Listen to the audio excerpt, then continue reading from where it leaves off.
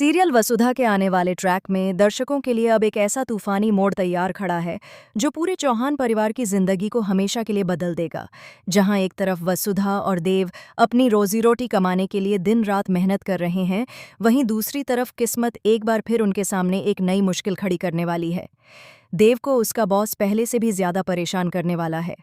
वह देव पर इतना दबाव डाल देगा कि देव के पास न तो अपनी पत्नी वसुधा से बात करने की फुर्सत होगी और न ही अपने लिए एक पल का सुकून।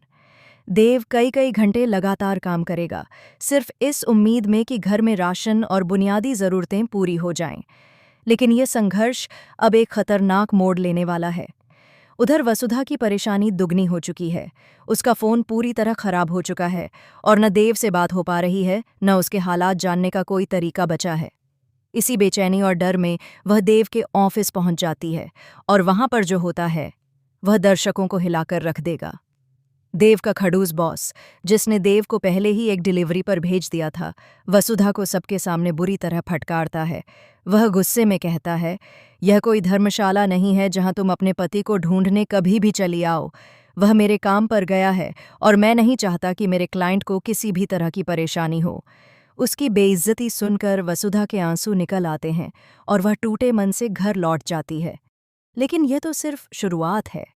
इधर देव अपने घर के लिए ज्यादा से ज्यादा डिलीवरी पूरी कर रहा है ताकि घर का खत्म होता राशन फिर से भर सके।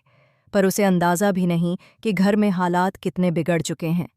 अब कहानी में एक और विस्फोटक एंट्री होती है, अविनाश और दिव्या की। जी हाँ, दोनों अब देव और वसुधा से मिलने आने वाले हैं। वे दोनों भाई से दूर रहने की तकलीफ और नहीं सह पा रहे। लेकिन चंद्रिका, उसके अहंकार की दीवार अभी भी उतनी ही मजबूत है। वह बिल्कुल नहीं चाहती कि अविनाश और देव करीब आएं, मगर अविनाश भी किसी से कम नहीं। वह कहकर निकल पड़ता है, चाहे जो हो जाए, मैं देव से मिलकर रहूंगा। अब चौहान हाउस में क्या तूफान आने वाला है, इसकी किसी को भनक नहीं। लेकिन सबसे बड़ा झटका तो तब लगता है जब अचानक प्रभात को दिल का दौरा पड़ जाता है।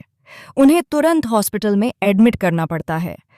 हॉस्पिटल में लेटे प्रभात सिर्फ एक ही नाम पुकारते हैं, देव को बुलाओ, मुझे अपने बेटे से मिलना है। घर वाले देव के ऑफिस में बार बार कॉल करते हैं, लेकिन देव का वह निर्दयी बॉस कॉल रिसीव तो करता है, पर एक भी मैसेज देव तक नहीं पहुंचाता। क्यों? क्योंकि उसके लिए उसके क्लाइंट की डिलीवरी देव के बाप की जान से भी ज्यादा जरूरी है। लेकिन कहानियों में सच ज्यादा देर छिप नहीं सकता। आखिरकार देव को एक ड्राइवर से पता चलता है कि उसके पापा साहब हॉस्पिटल में एडमिट हैं। यह सुनते ही देव के हाथ कांपने लगते हैं और वह पूरी ताकत से हॉस्पिटल की ओर दौड़ पड़ता है। अब असली सवाल ये है,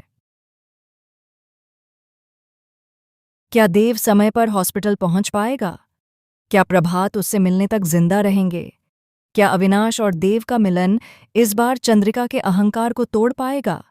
क्या वसुधा और देव की जिंदगी से यह काली छाया कभी हट पाएगी?